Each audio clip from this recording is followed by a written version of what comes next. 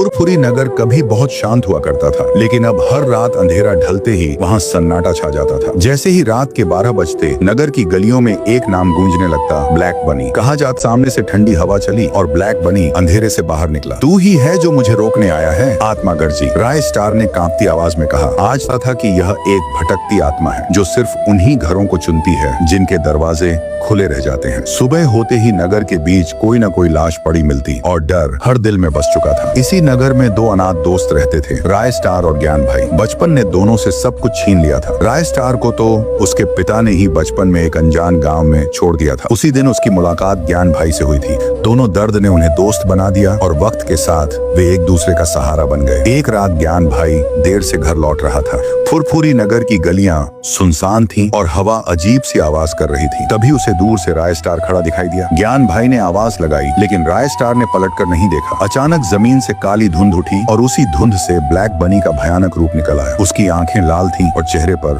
खौफनाक मुस्कान। ज्ञान भाई की रूह कांप गई। वह जान बचाकर भागा और सीधे राय स्टार के घर पहुंचा। राय स्टार ने पूरी बात सुनी और पहली बार उसके मन में डर से ज्यादा गुस्सा पैदा हुआ। अब बहुत हो गया, उसने कहा। अगर आज भी चुप रहे तो कल फुरफुरी नगर खत्म हो जाएगा। अगली सुबह नगर के बीच एक और लाश मिली। रोते बिलखते लोगों को देखकर राय स्टार ने फैसला कर लिया। वह नगर से बाहर जंगल के पास रहने वाले एक पुराने बाबा के पास पहुंचा। बाबा ने आंखें बंद कर कहा, जिस आत्मा से डरते हो वह सिर्फ डर से ही जिंदा है। यह औषधि उस पर फेंक देना, उसकी शक्ति खत्म हो जाएगी। रात आते ही फुरफुरी नगर फिर से सन्नाटे में डूब गया। राय स्टार अकेला घर से बाहर निकला। हाथ में बाबा की दी हुई औषधि थी और आंखों में हिम्मत। अचानक चेहरे पर मुस्कान थी। राय स्टार और ज्ञान भाई ने पहली बार चैन की सांस ली। लेकिन नगर के लोग आज भी कहते हैं, अगर कभी रात में काली धुंध दिखे तो समझ लेना ब्लैक बनी की परछाई अभी भी कहीं न कहीं मौजूद है। तेरे डर का अंत होगा। ब्लैक बनी झपटा, लेकिन उसी पल राय स्टार ने औषधि उसकी तरफ फेंक दी। तेज चीख के साथ काली धुंध बिखर गई और आत्मा राख बनकर जमीन में समा गई। सुबह हुई तो फुरफुरी